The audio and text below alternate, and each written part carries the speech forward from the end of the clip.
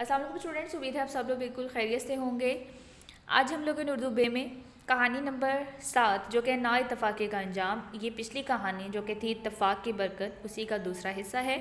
اور پہلی کہانی میں ہم نے یہ پڑھا تھا کہ دونوں بیلوں میں جب تک اتفاق تھا انہوں نے شیر جیسے خونخوار جانور کا بھی مقابلہ کر لیا، اور اس کہانی میں ہم پڑھیں گے کہ اب جب ان دونوں کے درمیان نا اتفاقی پھیل جائے گی، ایک دوسرے کے مقابل آ جائیں گے وہ، تو پھر وہ مل کر شیر کا مقابلہ نہیں کریں گے، لہٰذا شیر جو ہے وہ دونوں کو الگ الگ جو ہے اس کی چیڑ پھاڑ کر دے گا۔ پڑھتے ہیں جی، اب دونوں بیلوں کی تھکن دور ہو چکی تھی، اپنی طاقت پر مغرور تھے۔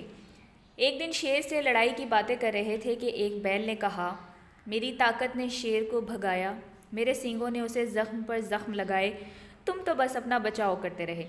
دوسرے نے جواب دیا، واہ، اگر میں چستی سے اسے سینگوں پر نہ لیتا تو شیر تمہارا تیا پانچا ہی کر ڈالتا، یعنی تمہیں چیڑ پھاڑ کر دیتا۔ یہ میرے ہی سینگوں کی برکت تھی کہ شیر جدھر پینترا بدل کر حملہ کرتا، میرے سینگ ادھر ہی سے اس کے حملے کو رد کر دیتے تھے، تم تو فقط یعنی صرف اپنی جان بچاتے تھے۔ تو میں سے تلخی اتنی بڑھی کہ دونوں میں اتفاق نہ رہا اور دونوں نے اپنا اپنا الگ راستہ اختیار کر لیا۔ ایک جنگل کے مغرب میں چلا گیا، دوسرا مشرق کی طرف بڑھ گیا۔ اتنے دنوں میں شیر تندرست ہو چکا تھا اور دور سے ہی بیلوں کو دیکھا کرتا، مگر جب ان میں اتفاق نہ رہا تو شیر کو اپنے وارے نیارے نظر آئے اور بیل کی طاق میں گھات لگا کر بیٹھ گیا۔ طاق کہتے ہیں نشانے کو۔ جو ہی بیل چرتا ہوا قریب آیا تو شیر نے جست لگائی یعنی چھلانگ لگائی اور ایک ہی پنجہ سے گردن توڑ کر رکھ دی۔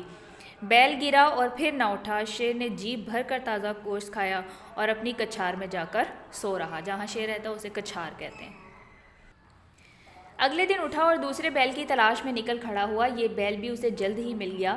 شیر ایک جھاڑی کے پیچھے چھپ کر بیٹھ گیا اور دل ہی دل میں اس کے گوشت کا مزہ لینے لگا۔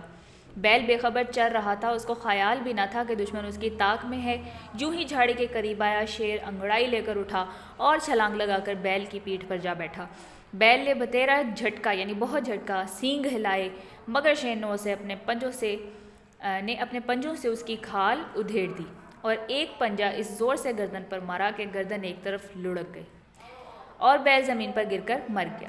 شیر نے اس کا گوشت کھایا، لہو پی کر اپنی پیاس بجھائی اور دھاڑتا ہوا ایک طرف کو نکل گیا۔ ٹھیک ہے، تو یہ کہانی نمبر 7 ہے۔ آپ لوگوں نے اچھے طریقے سے اس کو ذہن نشین کر لینا ہے۔ آج کے لیے اتنا ہی، اجازت دیجیے، اللہ حافظ۔